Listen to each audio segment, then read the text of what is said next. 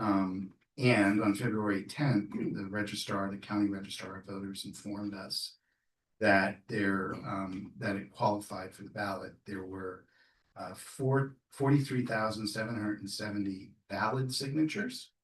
And what the proponents needed was 37,206, which is 5% of the total number of registered voters within the Open Space Authority's jurisdiction. And so one of the things about a citizens tax initiative is that it is not subject to the 2/3 requirement. It's 50% plus one, as all citizens initiatives are. And what the initiative would do, and it appears that the initiative was modeled after a proposed ballot measure that a board ad hoc committee and staff were working on to consider proposing to put on ballot, and that was developed in the fall of 2023. It's been posted on our website for quite some time.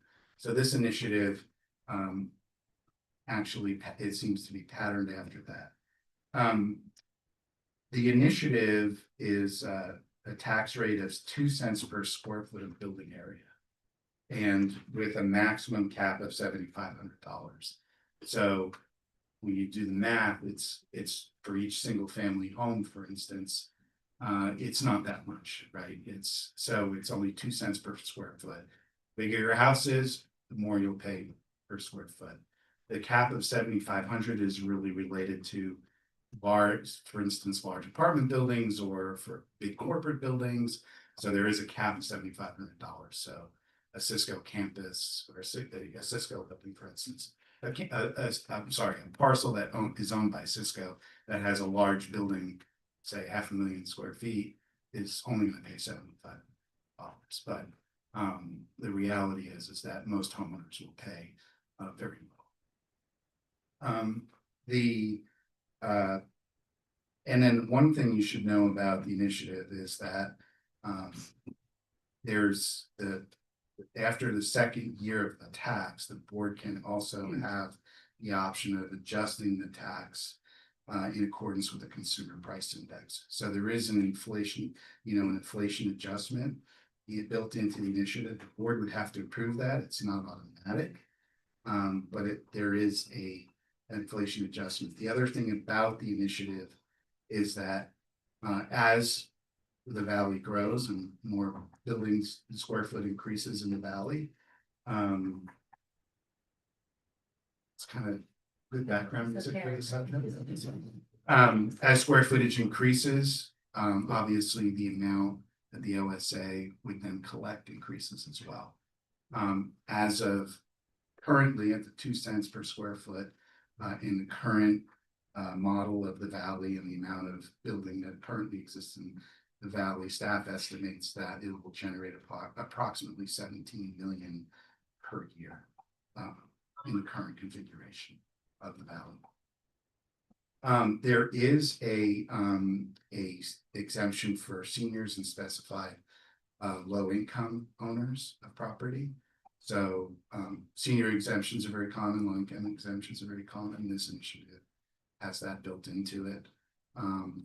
And so those over 65 would be exempt from the tax, as well as those certain low income owners. Now, what I'll say about that is owners would have to apply for the exemption. So it's not the assessor just doesn't magically figure out who qualifies for that. So the homeowner would have to apply for it. The tax would remain in place as long as until the voters, unless it's altered by the voters or repealed by the voters. So it goes on until that point in time. The last subject I'd really like to talk about is, I know the CAC loves to be active, and what you can and can't do in terms of this initiative. What I'll say is that just because you sit on this committee does not mean you lose your First Amendment rights. You have a First Amendment right to do what you will when you're outside of this room, not sitting as a committee member. So I just want to be clear about that. It's not, what you don't want to do is use OSA resources. You don't want to use OSA phones. You don't want to use the copier. I don't think committee members have emails, but if you did, you wouldn't use emails. So the important thing is that public resources aren't used to campaign. But, so this body should not here be campaigning in this room when you're having meetings for the initiative and encouraging people to vote for the initiative. I asked Caroline to put, I think everyone has in front of them two documents that are sort of do's and don'ts for public officials. And hopefully that will help guide you. Of course, if you have any questions, I'm sure you could reach out to Mark, and I think that would probably be the most appropriate, right, Mark? Reach out. If people have questions, they can reach out to you, and Mark can always get in contact with me to answer any questions if people are concerned about something. But I mean, basically what I'm saying is that you do not want to be campaigning at the OSA. If you have OSA swag, don't run around with OSA swag campaigning, and don't use OSA phones, copiers, etc. So, and then, you know, again, on your own time, on your own free time, you know, you don't lose your First Amendment rights, but we just want to make sure that there's a good, clean line between officials' duties here at the OSA and what they do in terms of the campaign. I'm sure people have questions, or maybe not. I'm so articulate, but hopefully hopefully you have some questions. I'm happy to answer them.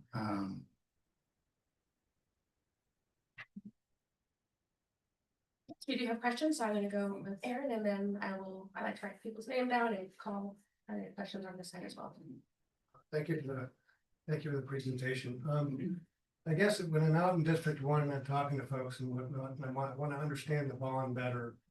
And if it is a per square foot price that's levied upon both private and public entities, would that be like Apple as well as Cisco, as well as Valley Water, as well as where would that? That's a great question. That's a great question. Valley Water would not be assessed. The taxes would apply to private companies, individuals. Government entities are generally exempt from property taxes. So that's who it would apply to. And if you've got an entity out there like with multiple locations of commercial real estate. That's a great question too. It's per parcel. So Per parcel. Correct. Okay. So if they had, say, 2 million square feet of office space, and that was split up between, say, 7 locations, each location would be subject to a max of $7,500. that's correct. Okay. That's correct. And we need 51% to pass this, correct? That's right. 50 plus 1. Okay. In an environment such as we have now, of people wanting to avoid more costs of living, affordability, so to speak. What would you how should we present that to a public face? Well, I would say again, that's like a campaign question, so I don't want to really advise on how you would frame that. I'm here to give you facts about the initiative, not how to advocate for it, and nor would I do that because the OSA is paying me, and that would be using public resources as an example to campaign. So we don't want to do that. So Gotcha. yeah, I respect that. Okay. So we've got until when to November, right? it's June 2nd. June 2nd. June 2nd election. Cool. Correct. That's quick. Okay, Yes, thank you. of course. I had a few questions myself. So you did mention that there would be eligibility for low income. Is that by the Santa Clara County median household income of 168 plus or minus there per family of 4, or are they doing more of the national household incomes? So it's a parcel owner who, this is from the initiative. 1 is receiving supplementary security income for a disability regardless of age. 2, occupying the parcel as a principal residence. These are all the requirements. 3, Social Security disability insurance exemption is I'm sorry, I'm mixing up. My notes are a little bit cryptic. I apologize. Every time I look at this particular provision in the initiative, I go, wait a second, what does that say? But the other one is a parcel owner who's receiving social security disability insurance benefits whose yearly income does not exceed 250% of the 2012 federal poverty guidelines issued by U.S. Department of Health and Human Services, and is occupied as principal residence. Does that answer your question? You did, thank you for that answer. And then my last question, are there any key messages that the Open Space Authority will be giving to us? Again, not kind of campaign messages, but key messages that you would like us to be able to repeat to our own networks and communities? I think because of the importance of not campaigning, it's as the staff has information on the website, the resolution, putting the measure on the ballot. And there'll be FAQs that'll be put on the web. Are they on the website already? They are already on. So there are FAQs on the website that people can be pointed to, which again, I think are objective and even handed, and don't advocate one way or other for the initiative. Again, if advocacy is your game, do it outside. Again, you don't lose that right as an individual. And so do that outside of the LSA. Mary? Well, just want to clarify, this is a tax and not a bond. Sure. This is a tax measure, correct?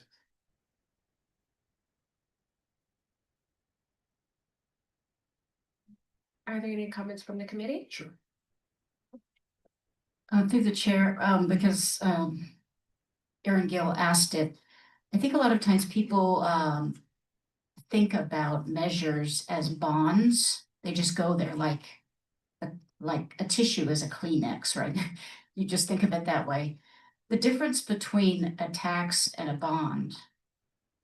Bonds and grants, which are usually the most prevalent, but there are a lot of bond monies from the state that are grants and form of grants. Our sister agency, Mid-Peninsula Regional Open Space, a decade or so ago, put a bond on the ballot. Bonds can only be spent for capital improvements, capital infrastructure, buying land, building a parking lot, building a trail. They cannot be used for maintenance and stewardship of open space lands, agricultural lands, etc. And that's the biggest difference. Taxes, like parcel taxes, can be, like the Open Space Authority has now, can be used for, are flexible enough to be used for a variety of purposes of what the agency budgets for. Stewarding land, maintaining land, you know, those kinds of things. Programs, etc. Thanks, Andrea. Yeah, I think for myself and what I'll need to do is go ahead and brush myself up into, because you made a presentation, I believe it was last year or last fall, regarding the infrastructure maintenance costs that are going to be elevating. I mean, and with all the purchases and all the property that needs to be maintained. So I think it'll be up on me to go ahead and actually look into the website, make sure that I understand where those costs are going and how they'll be offset by the taxes. So thank you.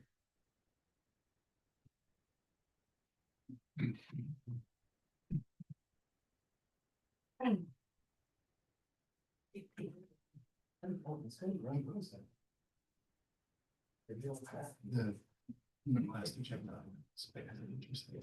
told you everyone again.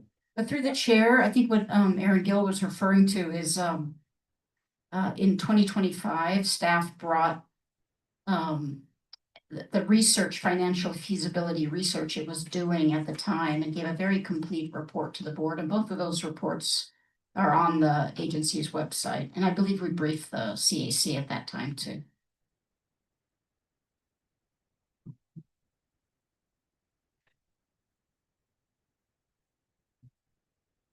Are there any other comments? Are there any public comments online?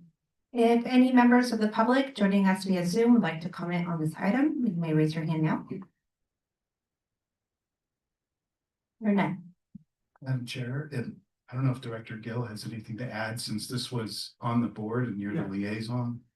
Let me brief a couple of lines. It's working.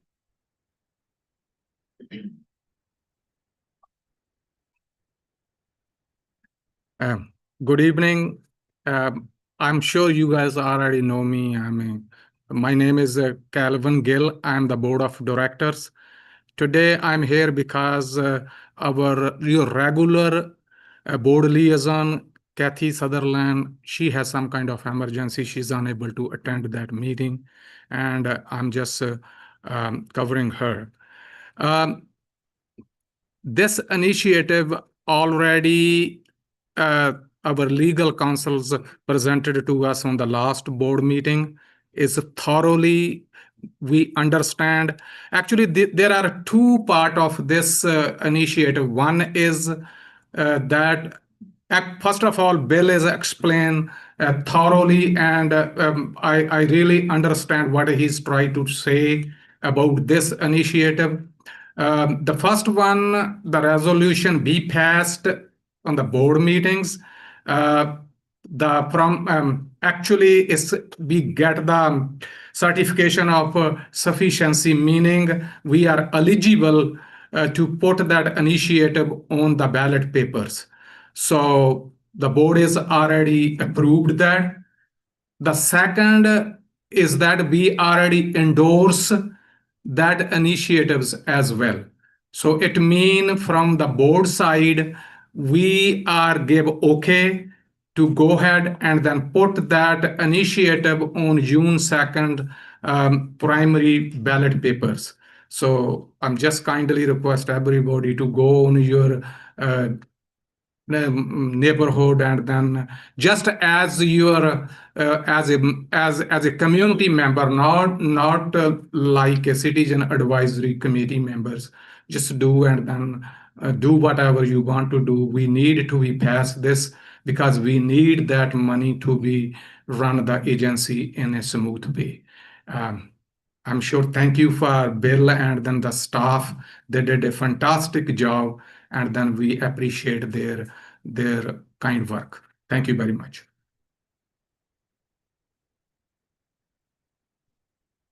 Thank you. Thank you for the additional information regarding the subject. That's very helpful, I feel like, for us to have as well. And we appreciate you being here. And we look forward to your liaison report later in the meeting. Okay, if there are no public comments or no other comments regarding this part of the agenda, we will move on to our second agenda item, where we are going to receive an update of the Coyote Valley Conservation Area Master Plan and Coyote Valley Discovery Days from Mr. Nick Perry. Thank you.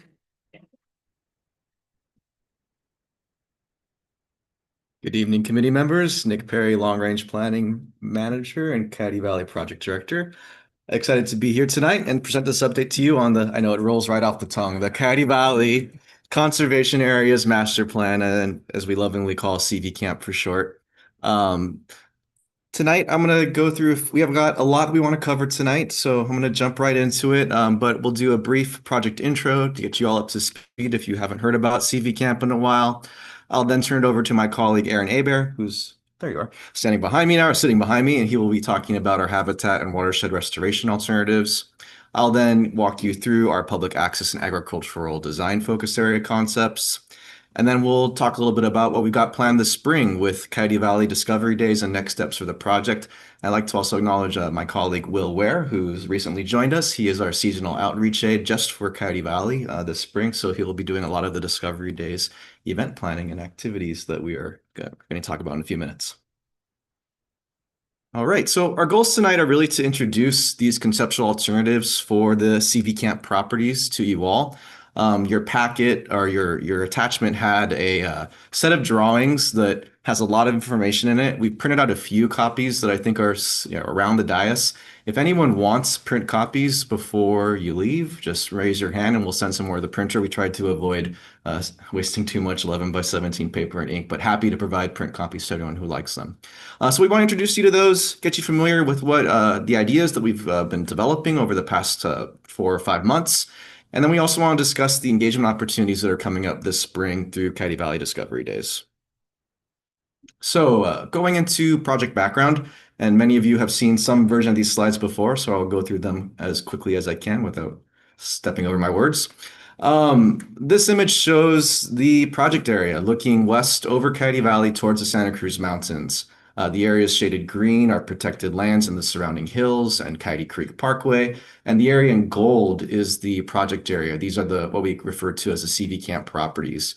They are now connecting this growing network of over 1 million acres of prime habitat in the surrounding mountains and protecting key parts of the valley floor for habitat, for public access, for agriculture. Those yellow areas are owned and managed by the Open Space Authority. Some of them are owned by the Peninsula Open Space Trust, and some are owned by the City of San Jose. And those are our core partners on our planning process for Coyote Valley. I'm excited to share, and you may have heard the news in January that missing tooth in the project area was filled in January. So that property called Midway Fields, which I'll just use the cursor to point at, was protected by post and is now a part of the CV Camp project area. And so with that protection, we have protected much of what we call the Fisher Creek floodplain. And Fisher Creek is a creek that flows along the western side of Coyote Valley through the protected properties and then into Coyote Creek near the power plant over there. This image shows what that same area looked like before European colonization. The different colors represent different types of habitat. Oh, hey. All right, thanks. Show different types of habitat that historically existed on the valley floor. So on the north west corner, you have the historic Laguna Seca, a 1,000-acre wetland. Beyond that were complexes of wet meadows and ponds and wetlands, oak woodlands, oak savanna. So this really rich mosaic of habitats that existed. And we can't go back to that, but it does serve as kind of an inspiration and a guidepost for some of the restoration that we're doing, because that complex habitat mosaic is really great for wildlife and great for resilience for the larger region. The history of the area, this is an image showing Laguna Seca historically. This was 1916 when it wasn't a 1,000-acre wetland. You see tule reeds and ponds that were 4 feet deep. There were freshwater mussels that we dug up when we were doing some work out there last summer. That was all drained and ditched and burned in the 19-teens so it could be converted to agriculture to grow like sugar beets and other crops. Agriculture has kind of shifted way to grazing, but that laguna still reemerges every spring, as it does right now. If you drive down Santa Teresa, you see the laguna has reemerged, and it's this really amazing opportunity to create a habitat that's largely disappeared from much of the Bay Area. Agriculture persisted into today. It's still there, but historically there were more orchards on the east side of the valley, shifting to row crops and grazing and hay on the west side of the valley. Because of development speculation, a lot of the land shifted over from orchards to hay and to grazing. As you all know, if you're familiar with the history, lots of back and forth with development. I won't go into all the details, but here we are today in 2025 with this wonderful landscape that we've now protected and have the opportunity to plan and figure out a future for. 2017 was a key year for the project area. We released our Coyote Valley Landscape Linkage Report, and we really started to understand how important Coyote Valley is, not just as a place for the local population, for agriculture, for the habitat that exists that the animals live in, but for animals to move across the mountain ranges, to connect the Diablo Range with the Santa Cruz Mountains, which are becoming an island, basically, and creating issues with genetic isolation, where animals like mountain lions are starting to have kinked tails because they're becoming inbred. So being able to protect these lands and create a connection between the millions of acres of habitat in either mountain ranges is a key objective of our work in Coyote Valley. But we have many other goals for the project. There are 10 goals in total. These little icons show the goals that we have, and it's also a way of me explaining the way the team is currently set up. So on the left, we have what we call the Connecting People to Coyote Valley team. It's led by the firm CMJ Landscape Architecture. They did all the drawings that I'm going to walk through today. That part of the team is really focused on public access, trails, amenities, staging areas, how people are going to interact with and enjoy this landscape, interpretation, things like maybe a farm stand to kind of serve as a little bit of an economic boost in the area, and then just figuring out how do we have people engage with this landscape, both during the planning process and in perpetuity. On the right side, you have what we call the Coyote Valley Landscape Linkage Team that is led by the firm H.T. Harvey. That's really focused on that landscape linkage for wildlife, habitat restoration, the water resources, how do we restore Laguna Seca, how do we restore the creeks and the other important pieces of natural infrastructure that are out there, and how do we make sure they're resilient to climate. And then in the middle, you have the Venn diagram where these two teams come together. And we're looking at the future of local agriculture on these lands, everything from grazing to row crops to who knows what types of crops we might have on these protected lands. We're also looking at transportation. There's major roads, as you all know, I think, that bisect the project area. How do we work with the City of San Jose, Department of Transportation, and county roads and VTA to make those safer for people and wildlife, and also make their corridors that maybe are part of our trail network? And then finally, the holistic vision. We have 1,600 acres now of protected land that are part of the project area, but that's one piece of a much larger Coyote Valley and a part of a larger Santa Clara Valley. What role do these lands play in that larger, bigger picture? So where we've been, I'll go through this quickly. 2023, lots of studies and surveys and things that are very nitty gritty and in the weeds that I won't spend too much time talking about. 2024, we really focus on synthesizing that. I don't know if any of you had a chance to go to our Understanding Coyote Valley events that we had in Morgan Hill at the Santa Teresa Public Library, really sharing what we knew about the landscape and kind of helping people understand it before we started to do all the planning work that we're going to talk about tonight. In winter and spring of last year, we synthesized all that work into an opportunities and constraints report that staff created in-house. That coincided with kind of rebooting our consultant team and bringing new experts on board to help us with the phase of the plan we're currently in, which is the conceptual alternatives phase. So back in September, we were in this very room with trace paper and markers and lots of all those studies kind of piled up on the side and figuring out what does success look like here and what are a bunch of different ways that we can achieve our values and goals on these lands, and how can we make those into drawings and plans that help us understand the pros and cons of various alternatives.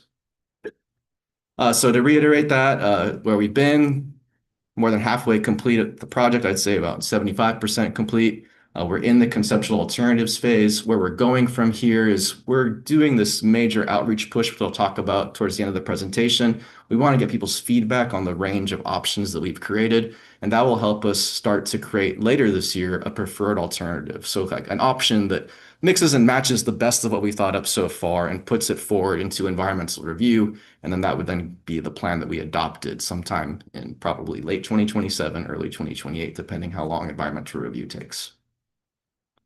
So with that, I will turn it over to Aaron, and he'll walk you through the habitat and floodplain restoration alternatives. Good evening, CAC. Nice to see everyone. Once again, I'm Aaron Hebert, and I'm the Natural Resources Manager here, and I also oversee our agricultural program, so we'll chat a little bit about that as well. So this is kind of our existing condition in Coyote Valley. Nick mentioned we have about 1,600 acres, and without getting into all the colors, I think the main thing to know is that we have a lot of grassland kind of in the west side of the project area. That's that kind of light green color. And then we have a fair bit of active agricultural, which is kind of that lined darker green color, some hay, we've got a Spina pumpkin patch, we've got some former walnut orchards. And then we have, I would say, a very small amount of habitat, relatively speaking, which makes sense. It has a long history of development speculation and hasn't really been managed for habitat until Post and OSA started managing it in the last handful of years. So I guess it's just to say it's a far cry from that historic ecology figure that Nick showed you. But also, I think the flip side of that is there's a lot of potential for restoration in this landscape. This is a figure that we've developed to really help talk about that landscape linkage. I think Nick showed you that kind of big, almost like heat map, lightning map of, wildlife movement between, say, the Santa Cruz Mountains and the Diablo Range, and how, Coyote Valley is really the only place that can realistically happen. Sometimes that's why we call it a last chance landscape. And that's really the basis of all of this conservation work in Coyote Valley. Especially for Post, trying to think about how they can, they've been protecting land in the Santa Cruz Mountains for decades, fundraise hundreds of millions of dollars. But if the Santa Cruz Mountains are kind of an island that can't really support the wildlife there, well, all that money is sort of for naught. So just to put you in the perspective of a conservation partner like Post, that's really one of the reasons they're so invested in this place. So kind of zooming in a little bit more granular about this landscape linkage, there are, this is kind of a small place in certain senses. And I guess I would just highlight there's a number of existing developments that kind of constrain the ability of wildlife, particularly if you're talking about mountain lion or bobcats or some of the other species that we're trying to connect between these two mountain mountain ranges. We've got PG&E, we've got Metcalf, there's the IBM campus, there's the Gavilan Community College. So there's a lot of actually buildings and human infrastructure, not to mention quite a bit of roads in the project area that result in wildlife vehicle collisions. So, this figure is really designed to show that wildlife have a heck of a challenge moving between these two mountain ranges, even with the amazing conservation work that's been done to date. One of the things I would focus for the CAC in particular, just to kind of understand the basis of the project, is a lot of scientific literature about wildlife corridors and about wildlife human interaction suggests that they really like an area that's about 2 kilometers wide or 1.25 miles. And so you might notice there's that little scale bar at the bottom of the figure. And that's really kind of the ideal wildlife corridor width. And what I mean by ideal, it's a dimension where wildlife could move in a more natural way, right? Wildlife move very differently when they're around people. They alter their behavior. They avoid certain areas. They don't go to certain areas, et cetera, et cetera. So this corridor, as it touches down on these properties, generally speaking, as you'll see in some of these next figures, a lot of the sort of wildlife corridor areas are kind of on the west side of Fisher Creek, kind of in that yellow. And then some of the more intensive uses are on the east side of Fisher Creek with agriculture and public access facilities. So, again, this is intended to sort of convey that, there's a couple locations where it's really hard to maintain that corridor width from an ecological perspective. And at the same time, we want to fulfill all those other project objectives that we have. So to that end, we've kind of blocked and chunked the landscape into these different zones. And in dark green, we have what is our habitat focus zone. And again, that's really designed to support that movement of wildlife, as I mentioned. And it's about 70% or so of the project area. So it's a very large portion of the land to dedicate to that purpose. Hopefully, you guys appreciate why it's so essential that we connect these two mountain ranges in this one place. And then on the other side of things, we have those more sort of access and agricultural zones where really regular human activity is just part of the programming, right? Whether you're farm workers or it's hikers or anything like that kind of high intensity human use that wildlife particularly are averse to. Those things are kind of separated. And then we have this kind of middle zone, which we've just called the transition zone, where you might have lower intensity activities that are sort of compatible with being sort of a buffer from higher intensity to the wildlife corridor zone. So we've used this kind of basic figure to kind of think about what we're doing on each of the properties. And later, Nick will show you sort of what that looks like from a public access and agricultural perspective. So when we were in here doing our big design thinking of, what alternatives do we want to be developing from a habitat restoration perspective, we kind of did what most people do, which was to kind of like dream really, really big. And that's what we've called our extensive grading option. And then we've kind of on the reverse side go, well, what would we do in a really like resource constrained kind of space? And that's really our limited grading option. And then kind of in the middle, we have our Goldilocks, our moderate grading option. And all of these are intended to achieve some of our habitat goals, whether they're watershed protection, flooding reduction, groundwater recharge, water quality work, whether that's that sort of terrestrial habitat I mentioned about, creating a mosaic of plants and trees and cover that wildlife can move through the landscape. So we have a bunch of different goals that we kind of put down on the ground. On the interest of time, I'm going to kind of focus on the most expensive and the least expensive in your packet if you want to check out the moderate one, but it is kind of just in between those two poles. So this is the project area sort of south of Bailey Avenue, just so we could show you in a kind of zoomed up way. This is the limited grading option, meaning sort of the least costly in all likelihood. And in this figure, I'll just point out that, kind of on the east side, a lot of agricultural activity in that sort of striped green land. And then Fisher Creek itself, which was actually an agricultural ditch built in 1916, is largely kept in its current location, but we expand the riparian area. And the reason that's important is that you may recall that landscape linkage study and some of the really cool figures in there. They put collars on bobcats and kind of watch them go around Coyote Valley. And in particular, bobcats who really want cover, they want to be able to surprise their prey, really went up and down Fisher Creek almost exclusively, right? They're not going to be in that open grassland. And so broadening out Fisher Creek corridor is a really important thing for wildlife movement.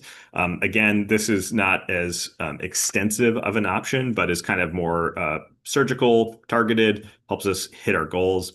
I'll say on the west side of Fisher Creek, a lot of oak savanna restoration. So you might have noticed in that historic ecology figure, a lot of oak woodlands coming down into Coyote Valley. That was really what was here before agricultural development. So again, a more surgical approach.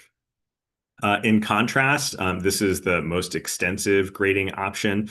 This option involves creating a whole new Fisher Creek. This essentially creates a new creek going to the west side of the valley, sort of that big arc. It's a bigger riparian area. It's a longer length of stream. This is actually the low spot in Coyote Valley, which is a very confusing thing that it's all the way on the western edge of the valley. But this is basically taking the channel and the water where it wants to go naturally. This is very expensive. Just grading in general, the more earth you're moving, the more expensive the project is. So a very expensive thing, but also has a lot of uplift. The other sort of nice thing about this alternative is that I mentioned how certain wildlife really like using that riparian area. Well, this kind of moves them further away from some of the centers of human activity on our agricultural lands and in our public access. This one also, because it's a less resource constrained, we do a lot more grading in the northern part of this figure to create broader wetlands around that sort of historic Laguna Seca area. So a lot more habitat benefit in this model. Also quite a bit of oak savanna sort of restoration. Shifting to the north. Yeah. You show up in your. Oh. It shows up in the next one there. Yeah. Okay. Yeah. Good. It wasn't on any of the previous ones. Clarify what it was. Yeah. It's a good question. Savannah with shrub. Yeah. Yeah, good question, Justin. The shrub patches, just for since we're among friends here and it's a nerdy group, this is the habitat type that mountain lions in particular prefer.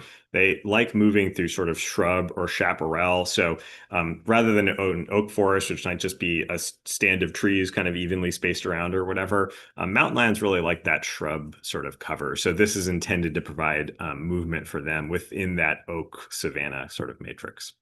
Good question, though. So this is the limited grading option in North and South Laguna Seca. This option, I think its big components are that sort of targeted surgical grading in the existing wetland. Nick showed you those pictures. Well, if you make it a little deeper and a little broader, it'll hold more water, which is useful for a variety of wildlife. This option doesn't involve removing or modifying the dam that currently bisects the two halves of Laguna Seca. That was built in 2006 as a precursor to the development that never happened. Really affects the natural hydrology of the system, as you can imagine, but it also does some useful things from a flood control perspective in its current form. This version and all versions of our restoration involve moving Fisher Creek in this section. I guess I can move the mouse here. Fisher Creek currently crosses underneath the hill right here on Bailey. It goes at a 45-degree angle. Oops, my cursor disappeared. 45-degree angle, and then it actually parallels Santa Teresa. It's like right off the side of the road, so you could throw a stone in it. In this version and all versions, we actually route Fisher Creek to the west and connect it to an existing channel that's called the bypass channel. And the reason this is included in all of the alternatives, even though it is fairly expensive, is that Fisher Creek itself, the way it's located next to the road, one, causes localized flooding, and two, for certain species, because it's kind of a large ditch in its current form, is actually a little bit of a barrier for certain wildlife to like get across the road. So we don't want them crossing the road and then seeing this sort of barrier and being like, oh, I don't want that, and then going back into the road, right? So moving it further to the west allows us to create a little bit of more wildlife connectivity. So again, that's sort of the basis of this design. Shifting to the bigger version, again, the more extensive grading option, the most expensive one. In this version, we contemplate removing large sections of the dam to create hydrologic connectivity between North and South Laguna Seca, creating that more like historic ecological condition. Some of our early modeling indicates that by doing this, we will affect sort of flooding in the surrounding area, which is a bit of an issue because we don't want to flood Santa Teresa. So this may necessitate berms along the sort of perimeter of it, which is a different sort of public access experience, a different sort of style for managing floods, extreme flooding events. Since one of our project goals is to reduce downstream flooding, we want to make sure that our project is doing that in different ways. So a more complicated option, the extent of wetland grading in this, which you can kind of see in that light blue color and the dark blue color, is much more extensive. And again, a lot of the flows from Fisher Creek in this version are actually routed directly into North Laguna Seca. Today, Fisher Creek basically bypasses Laguna Seca. All that water just eventually goes into Coyote Creek. In this version, we're able to use Fisher Creek's water and to create some of that beautiful wetland habitat that you kind of see depicted in this figure. So those are some of the big broad strokes. There's a lot there, and if you have more questions, we can kind of circle back to them. One thing I'll leave you with before handing off to Nick is that a lot of our public-facing materials are focused on wildlife habitat and our wildlife corridor, as well as the public access amenities, and to a certain extent, are more intensive like row crops. But the area today and will continue to support quite a bit of different agricultural uses. And I guess I would just highlight in the dark green, this is kind of the part of the CV Camp project area that has today and probably will continue to have some element of conservation grazing. Valley bottom grasslands are quite important to different ranchers, and Justin could educate us more on that. But they're an important part of both the business model that ranchers have, and we need ranchers to move cattle through these landscapes to manage our grasslands. So what exactly that looks like, we're still thinking about, but kind of the green zone is more or less where it currently happens and will continue to happen. Some shifts between hay to grazing in our sort of contemplated future. And then in that light blue color is really where we think more intensive agricultural operations are appropriate and suitable and compatible with our other goals. So some of those lands are in production today. Other lands are going to need more investment in the form of wells or fencing or other kind of basic infrastructure to activate that agricultural land. But I wanted to give you a picture, especially for some of the CAC members who are very interested in agriculture, to kind of understand that agriculture is definitely a part of the project. With that, I'll turn it to Nick. Thank you, Aaron. So how are we going to connect people to this landscape? I'm going to start by presenting some ideas we have for regional trails and connections. So this diagram shows some of those key connection corridors that we're planning through the master plan.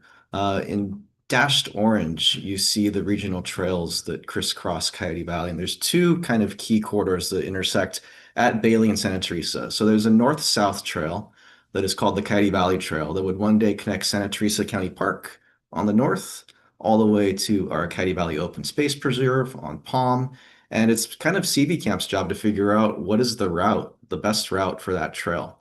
And so we've got a couple different options I'll talk about in a minute, but basically it goes from the north in San Jose along Santa Teresa and then kind of swings into our protected properties. And I'll talk about this segment in the next slide.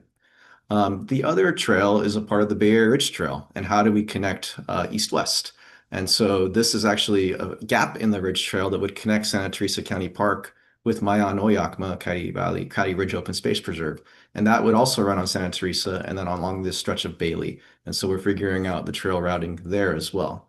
These are the regional trails, and it's a part of the countywide regional trails master plan. So we're coordinating closely with county parks on the design of these. They're highly conceptual. They're basically just lines on a map right now. But as we move CV Camp forward over the coming months, we'll start to get a lot more detailed on how those look.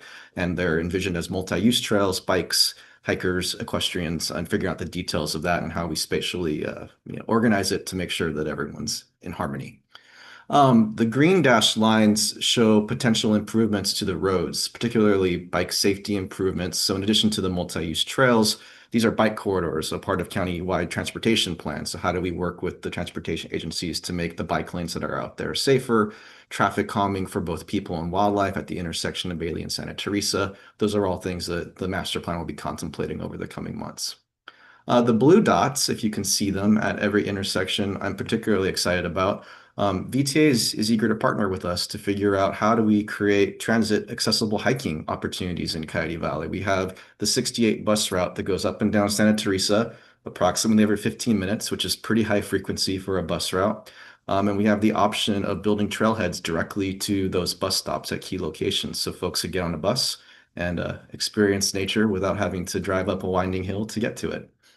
And then the last thing I'll point out are the orange dots. Those are some of the destinations that we're trying to get people access to. So our existing Coyote Valley Open Space Preserve, Spina Farms Pumpkin Patch, the Coyote Creek Parkway. Those are kind of like the poles that we're trying to connect through this trail network. There's also smaller local trails that we're planning that aren't depicted on this diagram, but you'll start to see in some of the other graphics.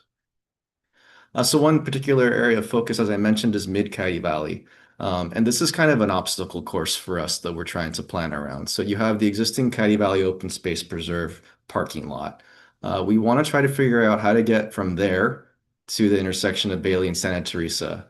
And how do we do that while navigating, key habitat areas that are very sensitive, where we don't want a lot of people spending a lot of time? How do we cross various branches of creeks and bridges and wetlands? How do we not interfere with agricultural operations that exist along Santa Teresa? So we have two options that we've come up with. One option goes through the existing North Meadow at the Coyote Valley Open Space Preserve, crosses what we call the Palm 30 property here, crosses a branch of Fisher Creek, Branch D, and it kind of skirts the edge of that habitat linkage zone, crosses Fisher Creek again, and then heads north towards the hill here, which I'll talk about in a minute, and Bailey and Santa Teresa. We have another alternate option that kind of gives a little bit more of a buffer between the creek and where people would be, and that would require additional acquisitions with willing sellers of these two properties along Santa Teresa. But that option would provide more of a buffer for wildlife, provide more of a direct access, especially for commuters who might want to use that trail. These two options have trade-offs, and we'll be exploring both of them as we move forward. If you've never been back there, this is just to give you a glimpse of what it looks like. What's cool about planning trails in Coyote Valley is that it's a valley floor experience, which is so different from most of our preserves. And so you have these beautiful open vistas. Right now, it's just grass, but in the future, this would be that mosaic of habitat types that I talked about earlier. So regardless of whether it's this trail alignment close to the creek or this one close to the street, you have this experience back here where you get to really feel like you're in this beautiful valley landscape, which is accessible and so wonderful to be able to offer people who maybe don't otherwise go to open space because it's way out in the way, far away in a hill or mountain. So next I'm going to switch gears and talk about public access and agricultural design focus areas, or new destinations that we're hoping to explore through the CV Camp planning process. There's 4 that we're focused on. I'll go from north to south. We're calling this the Laguna Seca Overlook. There are a few options for that. The North Coyote Valley Hill Hub at Bailey and Santa Teresa. The Coyote Valley Hub next to our existing staging area at the Coyote Valley Open Space Preserve. we're calling the agricultural gateway at the intersection of Palm and Santa Teresa. And I'll go through each of these. For each one, we have kind of a suite of graphics that our design team has come up with. There are these visualizations that kind of give you a sense of what it might look like on the ground there. What would it feel like? What might you see? We have these detailed 2D plan views, which planners love. Maybe people who aren't planners have a tough time reading. So we also have these aerial diagrams that kind of show how things might be laid out kind of in a 3D perspective. For the sake of time tonight, I'm going to be focusing on just the visualizations and the aerial diagrams. The attachment to your board or your committee report had these 2D plan views as well. And again, if you'd like any of these printed, I'd be happy to do so and have you go home with a copy. But for tonight, we'll be talking about the aerial diagrams. And I'm going to focus for each of these 4 locations, we have options. This is right now about exploring all the different ways of achieving success. It's not about picking a favorite. It's not about figuring out what is the right solution. That's all to come in the coming months. This is like seeing how success might look across a variety of different, intensities of use or potential layouts. So I'll flash through all the options we have for each of these 4 locations, but I'll focus on the highest intensity one because that shows all the potential things that might be at those 4 locations. All right, so starting with the Laguna Seca overlook. So this visualization is showing what it might look like to stand at an overlook at the edge of Laguna Seca looking south. And so across the options we have for this overlook, we have some key things that would be universal, such as these wonderful restored wetland views. People will be able to go bird watching, watch wildlife, just take a breath and contemplate and just look at this beautifully restored landscape. We would have interpretive features, and you traditionally think of signage, but it could be anything from like artwork to something interactive that people can, see and tactile. We've got lots of ideas that we're just starting to explore. How do we tell the story of this landscape to people who take the time to stop and visit it? And then building out an observation platform, a nice, comfortable place with seating where you could just enjoy the spot with a little trail going to it. So a few different options for that. I'll just go through all 3 of these quickly. One option, so in all of them, there's a new multi-use trail, like I talked about in the connections slide, that would connect Santa Teresa County Park to Point South. And then off that trail, you would have a spur that would go to this overlook. So one overlook uses a little berm that exists today to look at the wetland. Another option goes onto this little hill. If you ever drive on Santa Teresa South, you see that one oak tree all by itself. This basically wraps a nice little trail right behind that oak tree where you get a 180-degree view of the wetland. And then the last option we're looking at is to use a piece of that dam that Aaron talked about and get people kind of more immersed in the landscape and see the wetland from overlook that juts off the dam. So right now, yeah, we're studying all these options and they all have their pros and cons. And we're excited that all of them offer, I think, a really interesting way of seeing Laguna Seca and learning about it. Our next area is the North Caddy Valley Hill Hub, and clarify something here. You may have heard this hill in the past referred to as Spreckles Hill. Over the summer, we researched extensively the history of this property and learned that it's gone by many different names over its history, that Spreckles Hill was a name that refers to a 10 or so year period when it was owned by the Spreckles Sugar Company. And then the only record we found of it was from 1990s development plans of the area. Local neighbors called it Polimas Hill. The Polimas family called it Cerro Alegre, which means Happy Hill. And we're like, okay, there's no real name for this hill, so let's just unname it for now. This is not an official name. North Caddy Valley Hill is just a placeholder. We'll figure out a name later when we figure out the plans. So for now, North Caddy Valley Hill. And if you hear it called Spreckles in the past, that's why we've no longer used that name. So what are ideas for the North Caddy Valley Hill Hub? This is showing what it could look like on the top of the hill in the future. And I don't know how many of you have been to the top of this hill so far. Raise your hand. All right, so just a handful. So if you've not, please email me. I'll take you up there. It's one of my favorite things to do is to take folks up there to experience this landscape. But with a short half-mile spiral trail, you get to the top and you have these 360-degree views of the entire landscape. And you're able to see the agricultural fields, you see the mountain ranges, you see areas that have been developed, areas that are protected, and you can really get a sense of like the story of this entire landscape. So we're really excited about the opportunity to get people up here to have a place where even the lands that they maybe can't go hiking because they're sensitive wetland habitat where we want, the critters to roam free, they'll be able to see them and see the transformation that happens from season to season or year to year as our restoration unfolds. So the idea is up here is to improve that existing ranch road into a formal trail, create seating, create interpretive features. Right now, it's a bit of a weed bin. There's like thistle and ugly plants you don't want up there. Really wonderful opportunity to restore it and have our volunteer program be a part of that. One of our advisors said, can you imagine being a volunteer up here and like restoring this landscape while you're looking at the larger landscape? So excited about the opportunity up there. So this bird's eye view is showing what that might look like. And again, this is a light option. I won't spend much time talking about this. There's a medium option and there's a high option. And I'll use the high option to describe what's happening here. So you see here is, where'd the mouse go? There we go. Laguna Avenue, Santa Teresa Boulevard. This is Bailey. And so you have the multi-use trail coming down from Laguna Seca and then going to point south. At Laguna, we're looking at potentially building a new staging area with parking for 12 or so cars, maybe more. From there, this option, and not all options have this could be one location where we have a native plant nursery. We're contemplating whether or not we want to have a native plant nursery in Coyote Valley to grow plants to do all the restoration that Aaron talked about. And this is one location where we're contemplating that happening. Ideas like an outdoor classroom where a school group of maybe 40 children could gather in a shaded area surrounded by restoration gardens or native plant gardens that use those plants from the native plant nursery and learn about this landscape and come for programs. And then you have a picnic area, and then you have the spiral trail or a trail that goes to the top of the hill where you get that 360-degree view I talked about. So this is one layout of that. Again, there's a few different options and things can be mixed and matched. Ideas could be phased. We're at kind of the everything's on the table part of the project. All right, the third location, Coyote Valley Hub. This is right next to our staging area. And so some universal ideas here is some type of welcome or education structure. It could be an open air structure.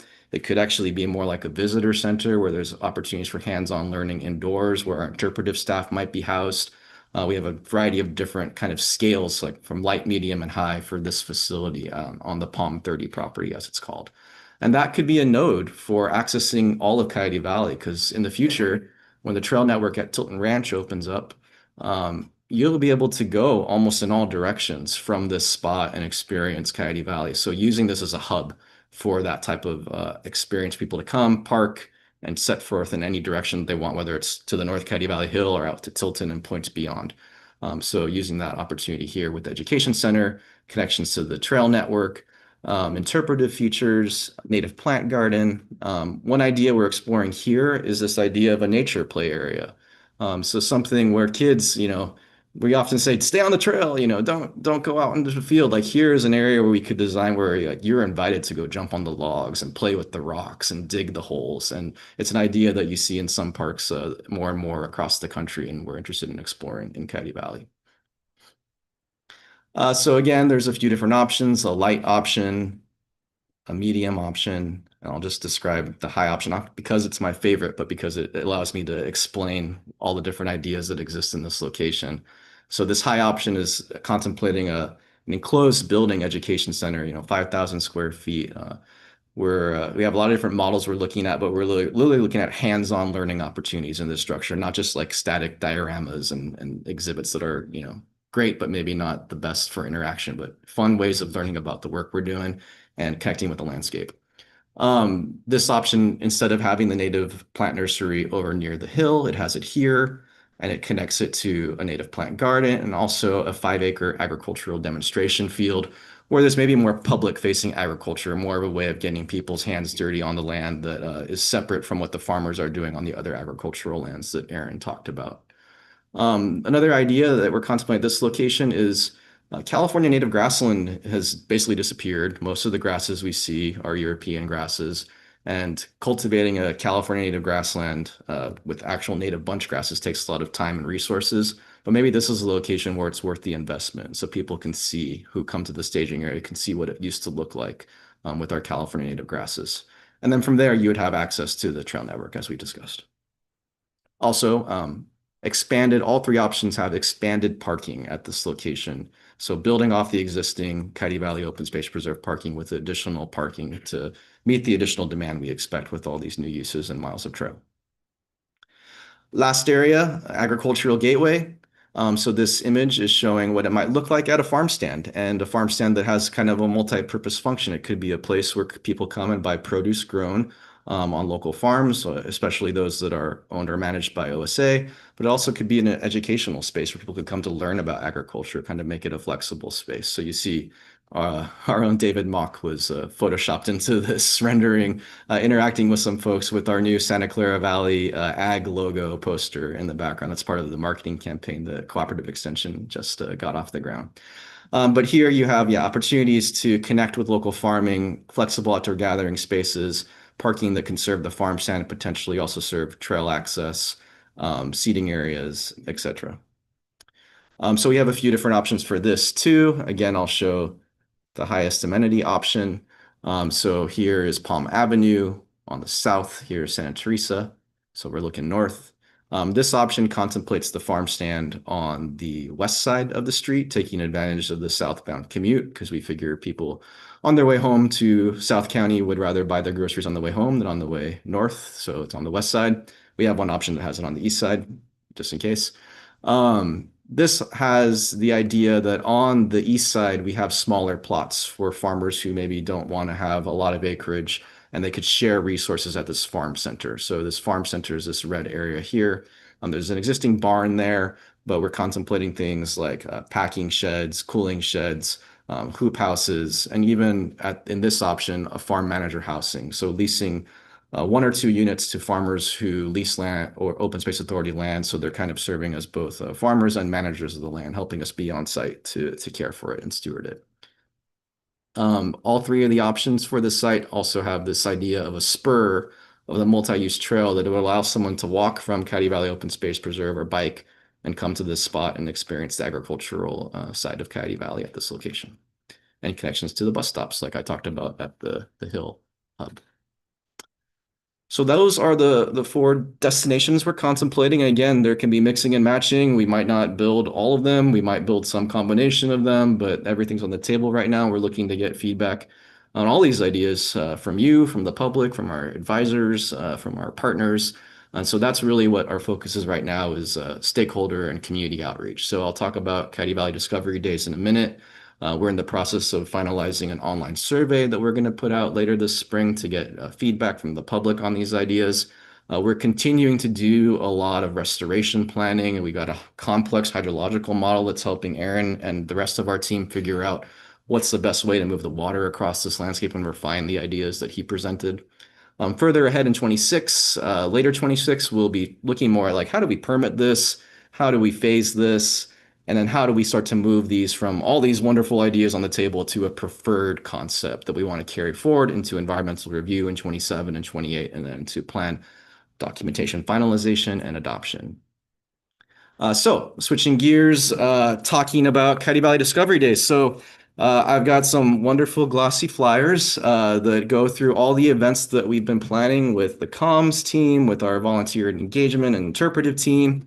Will's, on top of this. So we're really excited to go out there and share these ideas with the public. And, instead of having a workshop in a gym where we're, presenting these plan graphics and hope, maybe people like that, but some people don't. We're trying to make these fun and family friendly.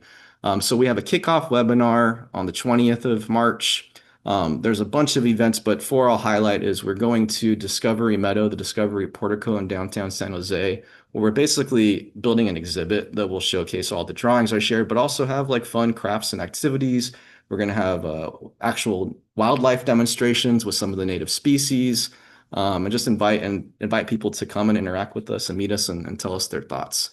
We'll be going to the Caddy Valley Open Space Preserve on the 11th. We'll be sending out postcards to neighbors in Caddy Valley. So that's specifically anyone can come to that, but the same exhibit will show up in our existing parking lot as a place where locals in Caddy Valley can come and talk to those of us who are working on the plan. We'll be debuting that exhibit at Santana Row on the 19th as a part of our Earth Day celebration, and on the 25th in Morgan Hill as a part of the Earth Day celebration. We're also offering 2 open access events to allow people to actually get on the lands, and we'll have smaller versions of the exhibit at these open access events. So on the 11th at the North Caddy Valley Hill and on the 2nd of May at Laguna Seca. And there'll be more pop-ups and exhibits throughout the spring where we'll be showcasing these ideas with the public. And as I said, there'll also be the survey. So we'll be asking people to fill out the survey or take the QR code picture and fill the survey online.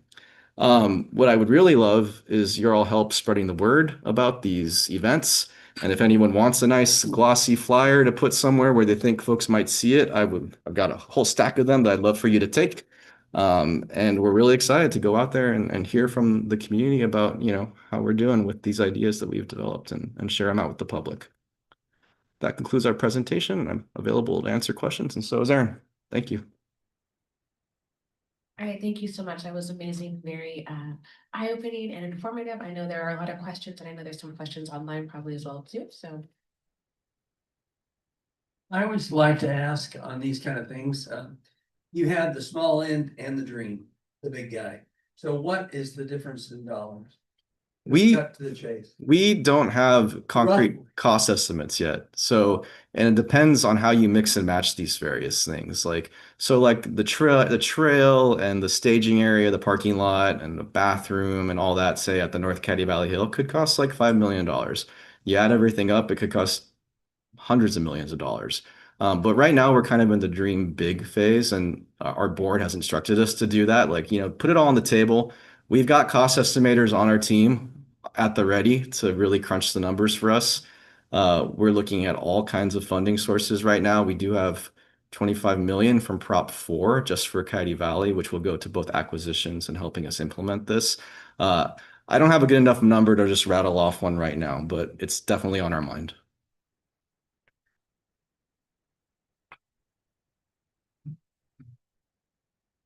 Aaron? Thanks, Nick and Aaron. Great presentation. There's a lot of work here, obviously, and in process as well. I like what you guys are doing concept-wise and stuff. I'd like to understand more about the wildlife application and the obstacles it has in terms of getting these wildlife corridors and getting them to actually merge between Diablo and Santa Cruz. And what are the obstacles on that? What are the opportunities? And in a short format, not to make this a longer presentation, but I don't understand it. I like the idea of it, but I don't understand what you're facing in terms of trying to make this functional. I see Aaron has popped up, so I'll let him answer that question. Nick's probably better at the short version, but so yeah, just kind of zooming out, there's the linkage that we're talking about, and there's a couple key components. Post is leading a study that I'm a technical advisor on for Highway 101, which is obviously a major barrier to wildlife, but does have some undercrossings and barriers. They're further along and have partnered with Valley Transportation Authority on 2 major wildlife crossings on Monterey Road, which is the next barrier. So both of those are very large scale undercrossings. I think estimated to be $30 to $50 million a piece. Those are major projects. So they kind of take care of ideally that part of the connection.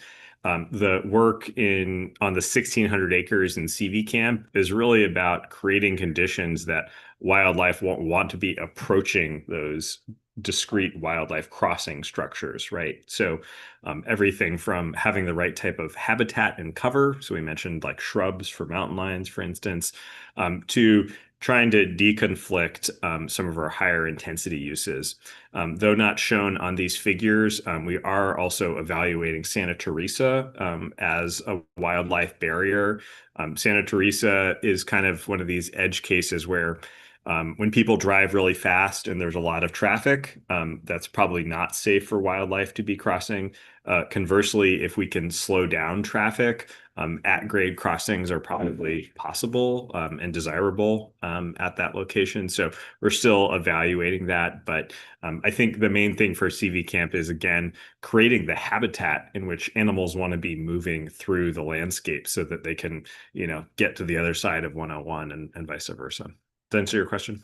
Yeah, somewhat. Yeah, I know there's a lot of lines in the area. I believe there is actually. They're collared. And do we track where they go and how they maneuver? And I know it was spoken about in terms of genetic diversity within the population itself and trying to get the movement. And I recall from way back when, lions need a long range, right? Like 50 or 60 miles at some distance like that to go ahead and create habitat. Is that correct? Is that still in that? Yeah, you've definitely got the broad strokes right. Yeah, there are studies both in Diablo Range and the Santa Cruz Mountains collaring mountain lions. Sometimes they do approach our area. We know that from the GPS data. You may recall about maybe 2 years ago, a young mountain lion was hit on Santa Teresa right around Laguna Seca. So definitely have evidence. As Justin's aware, we do get mountain lions at Mauna Yakima pretty regularly on our cameras. So you see a lot of activity in the surrounding area, relatively speaking.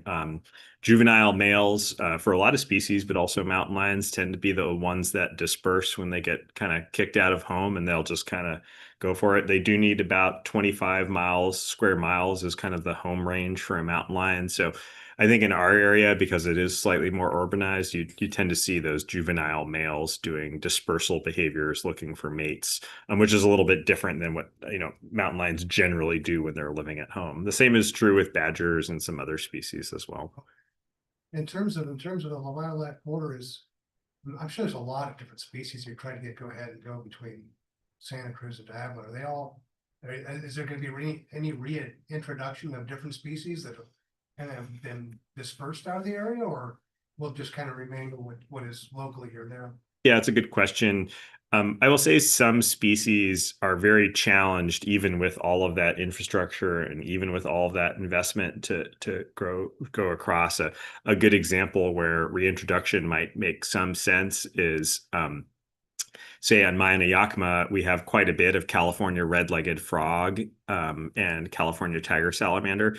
California tiger salamanders they breed in ponds and then they go live in the grasslands for most of the year, and then they come out again during the winter. And so they just go like to and from the same pond. And if you don't have enough ponds, they just don't move very far. So there's not really a part of their life cycle where they're gonna go under Monterey Road, go through Coyote Creek, that's just kind of not what they do. So for certain species, reintroduction kind of does make sense for them. Hopefully this infrastructure does most of the work, but there are going to be exceptions where we'll build the habitat and then we want them to come and need reintroductions as a tool. Okay, thanks. And in terms of the creek, and I know by us over on Palm Avenue, that water flows north, and it probably flows south outside of the Santa Teresa Dam. Where's the low spot within that region there? Is that right there by the dam or right below the dam?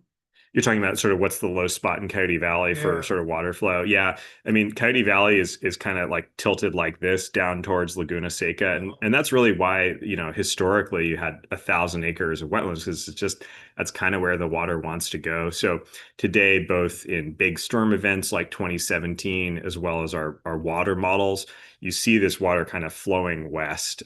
Sometimes it's like interrupted by roads and farm fields and stuff like that. But during big events, that water overtops all of that and really does try to go to Laguna Seca in a nutshell. Flow through like towards Metcalf and out towards that watershed there as a kind of a release? Yeah, well, yeah, because of the construction of the Fisher Creek as a ditch, the water that naturally flows to Laguna Seca has a very gradual slope out to Metcalf to Coyote Creek. So it's like 0.1%, but it does move out there. Okay. Yeah. Thanks, Greg. Yeah, my pleasure. Yes, Mary? I realize obviously the objective of our excellent planning here, and I'm just wondering, is there no impact to habitat of the work that is being proposed? I would imagine that there could be a negative impact to habitat of work that's being proposed, and I wonder how you think that through and manage that. Yeah, and just to clarify, are you asking about the construction itself or the end product of the trails? So end product and bringing more humans into the area. Yeah, absolutely. It's a great question. And I think that really goes back to that zonal diagram of like where habitat are and where people are. So really, to segregate those things as much as possible, because you're right, the literature shows that, from the distance of a trail 300 feet out, the sound of people reduces the amount of bird song there is and bird behavior by extension. And, every species kind of has its own interaction, right, with people. So, the way we've cited, like the things that we've said are possible, I think to me are all palatable with respect to their effects on wildlife. Like we've kind of built it into the design in essence. I think some of the alternatives are like slightly higher impact or slightly lower impact. I'll note like on Laguna Seca, where to put the overlook so that migratory birds who are in the pond don't flee or flush, right? That's the kind of thing we're trying to think about a little harder in the alternatives phase. But again, I think because the landscape today is so degraded because of just how it's been managed and what it's been managed for, that there's so much habitat uplift possibility. I think combined with the large areas that we're setting aside for that, some trail that's on the other side of Fisher Creek, not a big deal to me. The other thing I'll note is just that, Santa Teresa and Bailey, very high traffic roads, relatively speaking, those have a huge edge effect. So, as an ecologist, when I'm thinking about, if we have, 20 hikers each morning, near Santa Teresa, is that it's kind of lost in the impact of the existing, roads, if that makes sense. So I think, trying to balance like creating a unique experience for people in nature where they feel probably further away from the road of Santa Teresa, and at the same time, wanting to kind of co-locate those impacts, as it were, I think does make sense. So that's where we're trying to balance those different uses. I could just add, thank you for the question, Mary. It's forefront of our mind, and we're spending a lot of time talking about that very potential impact with our team. I was out on the three overlooks that we were looking at Laguna Seca, texting Aaron, like the birds didn't move in this one, so it's something that we're constantly talking about, especially with our colleagues at the Peninsula Open Space Trust, who this is, very important to them that we achieve this landscape linkage goal. It's very important to us. So everything you've seen tonight has that question in mind. I wanted to piggyback on what Mary said. I know you had talked about moving Fisher Creek in one of the versions like completely. And I guess like that got me thinking, we have had more Chinook salmon here in our Santa Clara waterways, and more rainbow trout as well too. I'm sure you're taking into account those animals that do use those waterways. Are there any species of fish that that could be directly affected in a positive way and or a negative way with the new creek being or the Fisher Creek being moved? Love these questions. This is great. I'll say, so, Fisher Creek, never having really been a creek until 1916, doesn't itself support any of those species. And really, it's really because it's a ditch, right? And some of the actual like habitat things that fish need are really just not present in there. And if anything, our prior consultations with National Marine Fisheries Service, who are, kind of the science people behind fish, is they're like, don't let them into Fisher Creek, right? Because it's not really the type of habitat that's supportive of them. Currently, there are some water quality impairments in Fisher Creek, a little bit of nitrogen just from the history of agriculture, but also sedimentation, really from surrounding land uses. So both of those things in particular, especially with that creek reroute, or even the middle option, which I didn't show you, which is kind of the make it better in place option, I would say, really improve water quality.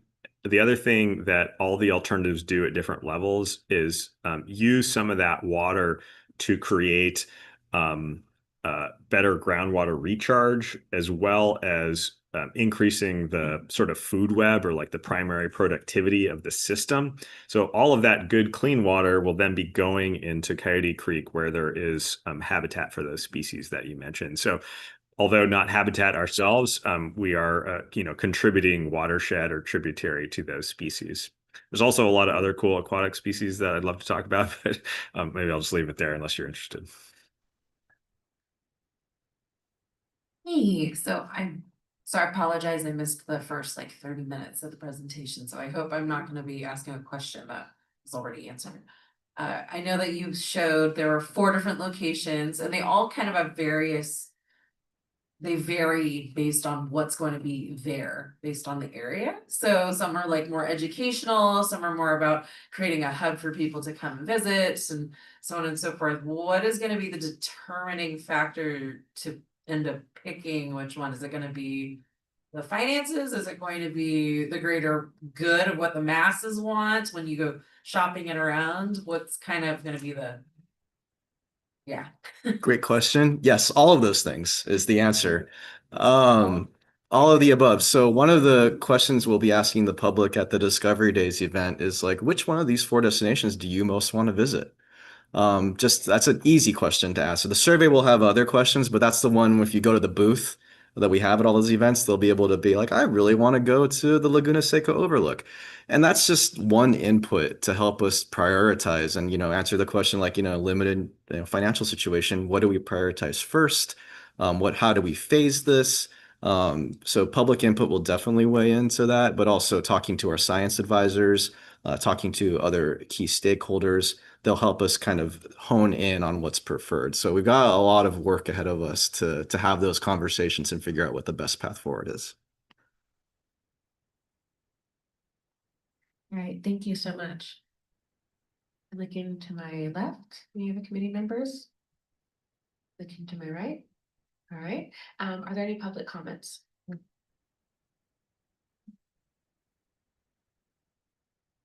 Josephine Poole, you may come up. And you have 3 minutes. Thank you. The reason I came this evening is I've been an owner at the condos on off Monterey and Bernal, and I feel that we need some attention to our area. I did provide a map of Metcalf Neighborhood Association. And the reason the name is there is that the council person, thank you, called and discussed with me starting a neighborhood association, but it's been a long time in planning. But I would like you to look at that map because we are not included in your plan.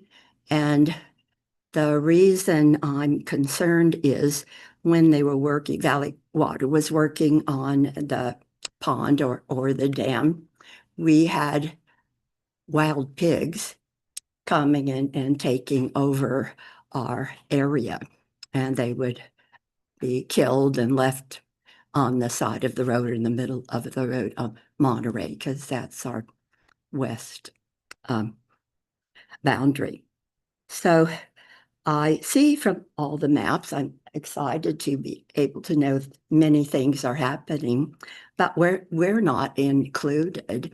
And we do have wildlife going around us. The Coyote Creek Trail is another boundary for us, and the park. And on some maps, they've indicated our parking area, which is very limited, is the trailhead for Coyote Creek Trail. So I'd like to bring some attention to our unique area. It is the zip code is San Jose, but our boundary is all the way up to the edge of our property, and it's Morgan Hill Unified School District. So I've tried to gather information to find out what jurisdictions are all around us, and there's many. And one of the larger problems is safety. Who would help us when we call an emergency? And there's no clear answer from the law enforcement committee. All the heads of the law enforcement meet once a month. And, when I call for an emergency, I might get CHP or I might San Jose, and they don't know the area. And because there's They just don't know our area. I would like to get more attention to our particular area, and I don't know if the gentleman did receive a copy of the map. Defined. Oh, well, thank you. I'm glad so much attention is being put into Coyote Valley. And I actually think it would be great if you could put some of those signs that are all along Monterey Road and First Street, put them along our area in the Monterey Road and say that we're the gateway to Coyote Valley. Thank you. Did you have a question? No? I just want to say thank you so much for your presentation. We love having public comments and especially having people in the room to speak for themselves here as well too. We definitely invite you back to more meetings where you can hear more about what the authority is doing as well and provide more public comments. Honestly, No worries. that's my alarm to go to bed. That's it. I don't know if Chair, could I just add something? I just want to thank you so much for coming tonight to speak, taking your time to come. And it's really important to the agency and to our staff that we understand the neighborhoods that are close by our protected lands. We have gone out to a number of close neighborhoods on National Night Out. We'll go to those neighborhoods and invite people to come. So we'll definitely take a look at that map. And if you can give us some contact information, our staff can come out and do a presentation or invite you to come and We would love to have a presentation. Yeah. We have got all of us are getting our homeowners association together. okay. So right now, we're just in the condos, one part of it, and we're just gathering all of us together, but we just need to know where our boundaries are. We need to know, who's in charge of these pigs that we can't get rid of. We are having, so we've got signs of mountain lions up on the rubber dam. And we have bobcat up there. We have all the ducks and everything coming back in the ponds and all that. And then they turn the water off. I mean, you talk about killing everything. All the ducks, all the mallards just laid all their eggs and then they shut off all the water. We have no control over that. I know you guys don't either, but. This kind of stuff, you're over here trying to save wildlife and all this, and a turtle getting across the road, whenever. We're talking 100 miles of salmon tributary, and they shut it off right in the middle of salmon season. I don't get that one. We have salmon running in that river right now, as we speak. And they just shut the water off again. Yeah, through the chair, if I could just respond. Thank you for sharing your concerns. Happy to speak to you and talk to more about your neighborhood's interests in our larger planning effort. Jurisdictions are complicated. I understand your confusion. We all feel it too. We are actually, I'll mention too, starting a new project later this year or early next year focused on Monterey Road, right in front of your neighborhood, in collaboration with San Jose Department of Transportation. Looking at how to improve that for safety for people and wildlife. So that would also probably be of interest to your association. What happens behind your property is mostly under the jurisdiction of county parks, but we have contacts at county parks. So you guys don't butt up to us at all? We do not currently own property that abuts directly to your association's condos. I did contact that waterman if the map showed that they have their jurisdiction as one of the 3 or 4. Yeah, And there's that- like 4 of them there before they hit us. We've got them all, I guess, except for you guys. Thank you for. Yeah, it was very nice. We have one more speaker on Zoom, Cynthia Denny. You can unmute yourself and you have 3 minutes. Good evening, and thank you for all of the work that you're preparing for this master plan. My question I put in the chat, but I think the person monitoring it is not doing that now. I had asked if there's a hard copy of the slides available and if there are posters available for people who are not actually board members to post in their area of the city. I'm in West San Jose. Through the chair, we'd be happy to leave print copies for you. Thank you for the question and the offer to share the posters. We can leave them at our front desk with our receptionist for pickup if that works for you. Yes, that'd be fine. Thank you very much. You.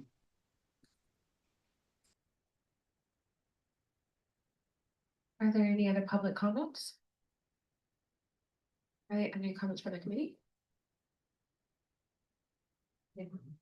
Regarding, I'm over on Palm Avenue and I want to go ahead and reflect upon entities such as law enforcement, so forth and whatnot, because we've had the same issues. We've gotten great service out of the Santa Clara County Sheriff's. So if you call their non-emergency line, you can talk to somebody there directly and lodge what you're looking for. Beyond that, if it's a car accidents and stuff like that, generally that's CHP. And then if you have a crime issue, it's gonna probably be San Jose PD. Because we run between MHPD, San Jose PD, Sheriff, as well as CHP. So we have 4 entities that we work with in terms of trying to go ahead and address issues. If you have issues such as dumping and illegal dumping and all that type of stuff, which is pretty prominent in South County, the sheriffs do a good job with that as well. Yeah, Just they wanna let did. you guys know. One day they called them, they came out the next day.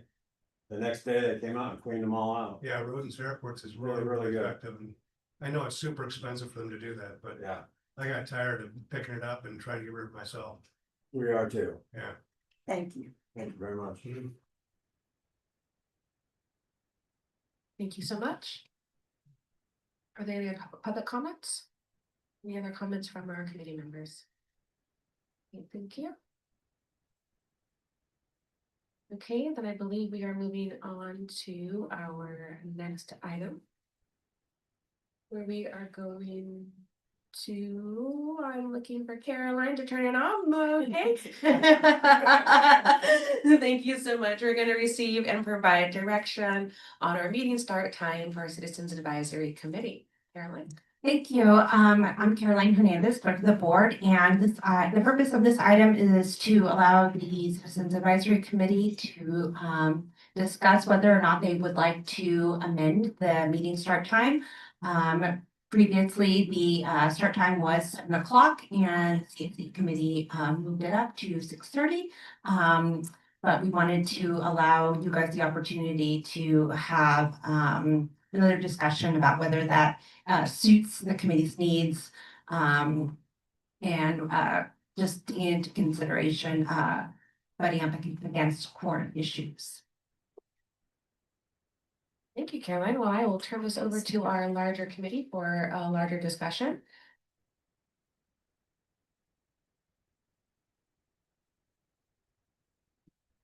I think the biggest issue is, I personally think the 6:30 time is much better for me. I don't fight the traffic, and I know there's a few people that have potential job things.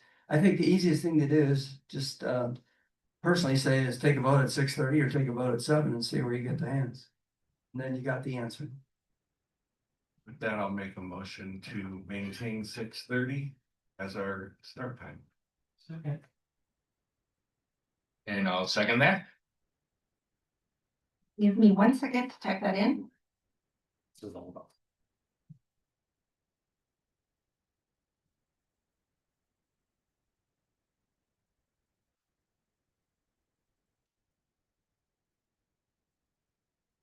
Right, because everyone's waiting for me and now I'm getting nervous. No.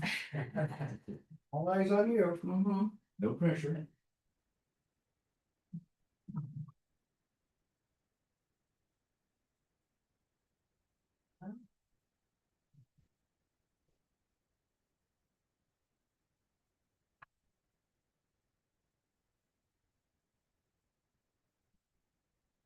And that the mover was Ed Von Runnen, and who was the second? I will. Joe. Oh, You don't okay. So the motion was to maintain the meeting start time at 6:30 PM. Okay, ready? Yes, we'll take it to the vote. Aaron Gill, 6:30, aye. Frank Kinsella, Yes. Robert Sipple, Aye. Dan Kenny, Aye. Lonnie Wong Bassett, No. Justin Fields, No. Mira Burton, I will abstain from this actually. Ed Von Rennen, Joe Henwood, Aye. Mary Patterson. Aye. And the motion passes with 7.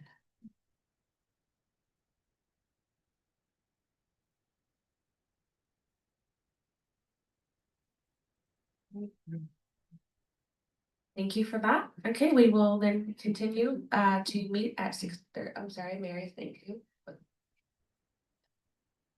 I was just gonna say, I think this arose because we were delayed in starting our meeting last month by 45 minutes, and we thought maybe people can't make it at 6:30 anymore. And then this time I noticed that maybe it was Caroline who said, email me if you can't make it, so we make sure we have quorum. Maybe it would be possible that if people know in advance that they can't make it by 6:30, that they could just email, I can't make it by 6:30. I can make it by 7, and then we could delay the start of the meeting, which would be so kind and respectful to the rest of us. So if that's a possibility, I mean, it's not possible because you have to give notice to the public. Well, just an idea.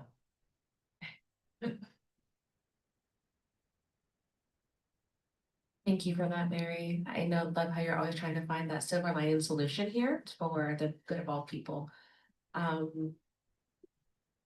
I guess the motion passes for 6:30 start at time as we have been doing, and we will be flexible. And I think that's a great point that you said, Caroline. I do appreciate your emails asking if we're able to make it, and then or text messages, however you are communicating with for people's preferred methods of communication. And then some heads up. I know that tonight I did text you and just said I might be a few minutes late, but I'm on my way. So I think if we are continuing to maintain that really transparent and fluid communication, it's best for everyone as well too. Thank you. Okay, thank you. All right, so now we're going to move on to receiving information from our board liaison. Welcome back to the podium. Thank you very much once again, Calvin Gale, Board of Director. Actually, I already some report already mentioned earlier. So only one thing I just want to be inform you that the staff made a presentation on the 2025-2026 Urban Grant Program Guidelines and Award Process. The goal of this presentation was to get input from the board and help to streamline the grant award process.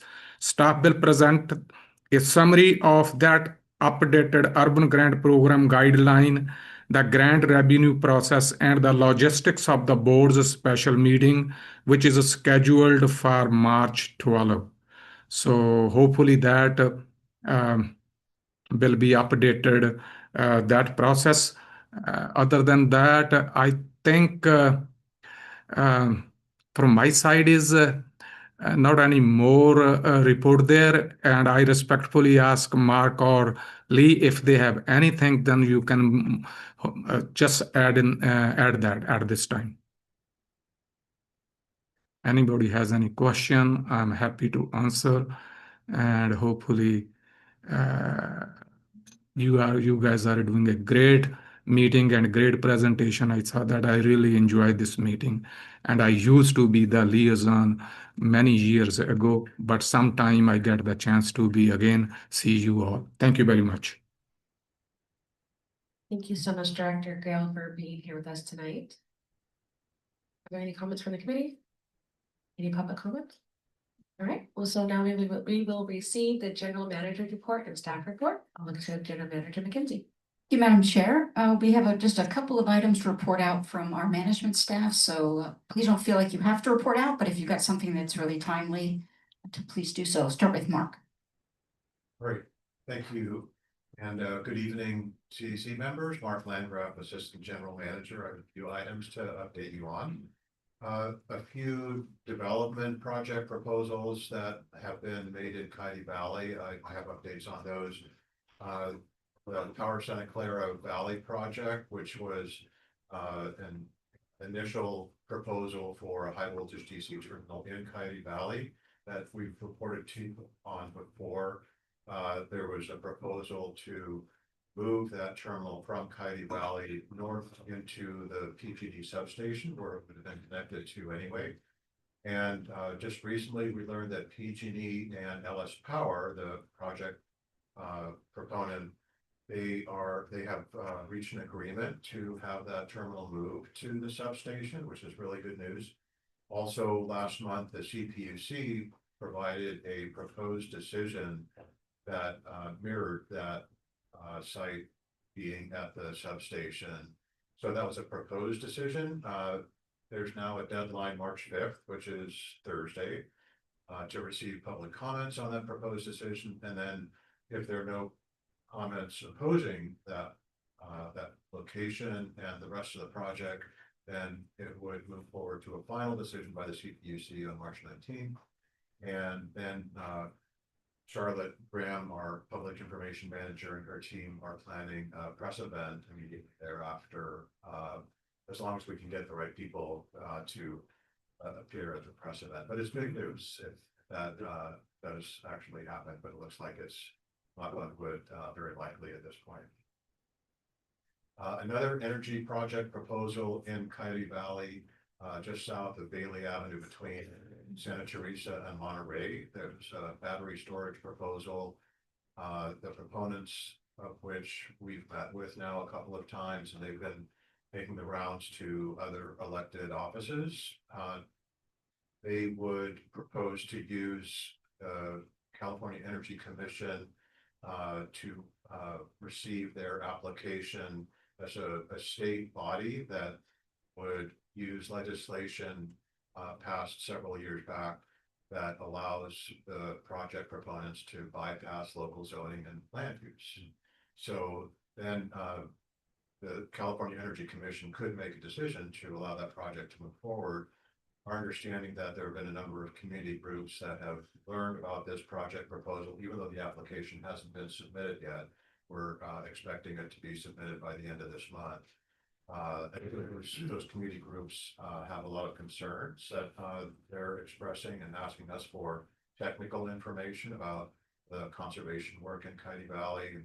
So we're also speaking with the city of San Jose, officials at the California Energy Commission and others to provide the information about our concerns and how it could affect the wildlife corridor that Aaron and Nick were presenting about just recently, and also many other conservation values in Coyote Valley. So we'll keep you apprised of that as well. The Heritage Oaks Cemetery project, also proposed within the city of San Jose, adjacent to the Coyote Valley Open Space Preserve and Calero County Park, kind of sandwiched in between those up there on the west side of Coyote Valley. The deadline for comments to the subsequent environmental impact report, those are due on Wednesday. So we will be submitting a comment letter on that and then following up with comments as the staff review all of the input for the DIR and then work towards a planning director hearing sometime, probably a couple of months after that.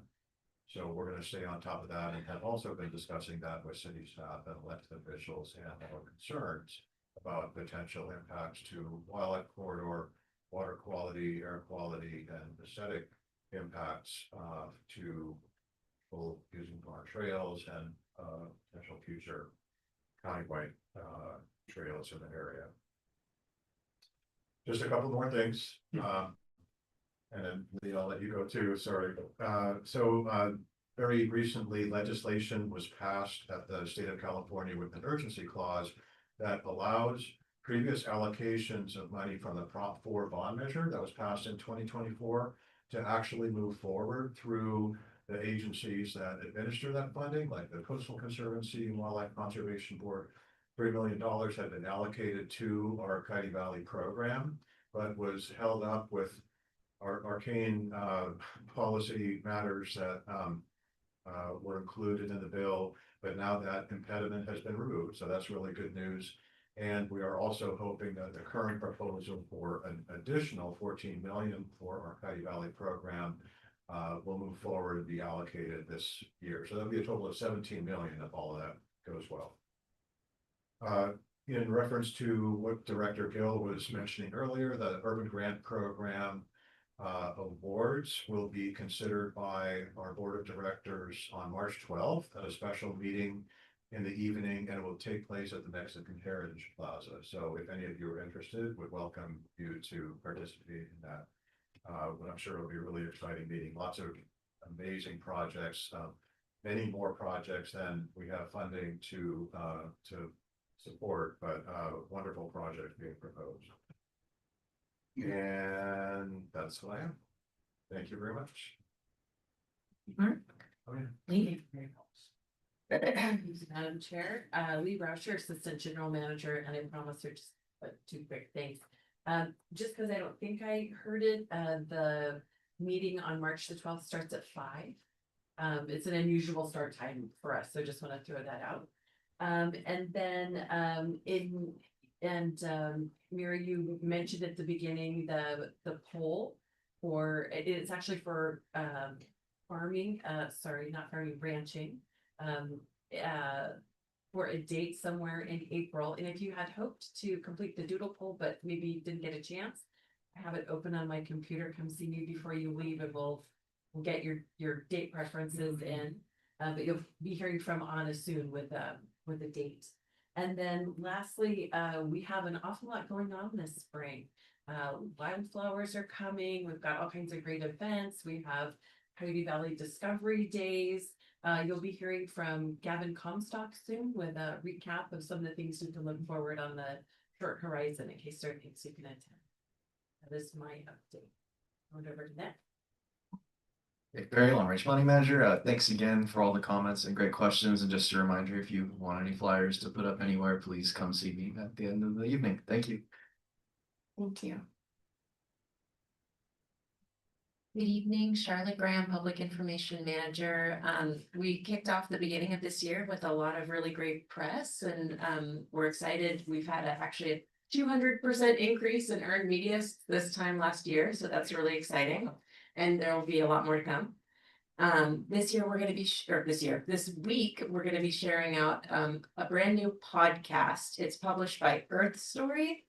It's all about Coyote Valley, and it's featuring Andrea McKenzie, our general manager, and Nick Perry, who you just heard from tonight. And then we're also looking forward to sharing some blurbs and links. We'll share a digital version of the flyer, some newsletter imagery, so things that you will be able to share out for the Coyote Valley Discovery Days. So hopefully that makes it easier for you to just reshare things, share things out to your networks, and happy to provide you with anything else you might need to make it easier to spread the word. So thank you. Back row, Aaron Aber, Natural Resources Manager. The only thing I wanted to share with the CAC that we didn't already mention is you may recall Anna Regalado, our agricultural specialist, coming to you and sort of engaging you on what we were then calling our agricultural strategic plan. For reasons I won't belabor, we've rebranded it as the Farm Vision Plan. But she is doing a lot of outreach in the community, specifically in sort of farm organizations. So small farmers associations, Farm Bureau, etc. So, she's already generated a lot of interest in, our work, and maybe even specifically wanting to lease some of our land. So if you are contacted by anyone who's interested in, engaging in our agricultural work, you're either happy to give them my contact for information or Anna's directly. But it's great to see that people are starting to know us a little bit more in the agricultural space, and it's generating a lot of interest that we have to manage, which is a good problem, of course. So thank you. Wonderful. Thank you so much. Those are great report outs. We really appreciate hearing that additional information. And just to kind of piggyback up on what you said, Charlotte, I'm really looking forward to helping to support the Youth Climate Action Plan video project that I saw you guys are producing soon as well too. So really excited to see what the students are able to produce for that in the Coyote Valley open spaces. So kudos to you all. All right, I'll turn it over to any committee members who have information to share. Yes, Edward. Got a couple questions before I forget them all. You mentioned Coyote Valley Days will be utilizing volunteers. We'd be hearing from Gavin? Or did I misunderstand? You don't want us, do you, even though we're chief? That's correct. We'll be hearing more from Gavin and there will be volunteer opportunities. Thank you. And is the battery storage place still the Lester property we're talking about there? Through the chair, yes, that's the property, as I mentioned, south of Bailey and between Monterey and Okay, Santa Teresa. thank you. And lastly, there was some uncertainty about our March 21st meeting, whether it was gonna happen or be combined into this one. What's the status of that there? We have our regular meeting scheduled for March 23rd. Third, Yes. third, that's what I have to say. Okay, thank you. That is all. Okay, thank you. Are there any other public comments from our committee members? Anyone online? All right, well then I will, oh, sorry, yep, subcommittee reports. I got so excited. Are there any subcommittee reports? There are none. Okay, then I'm going to say we call this meeting adjourned at 8:25.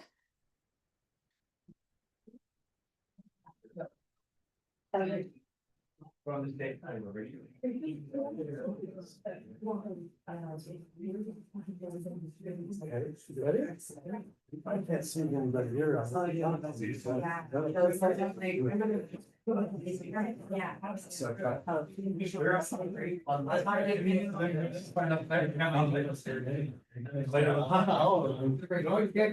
gotta do some better.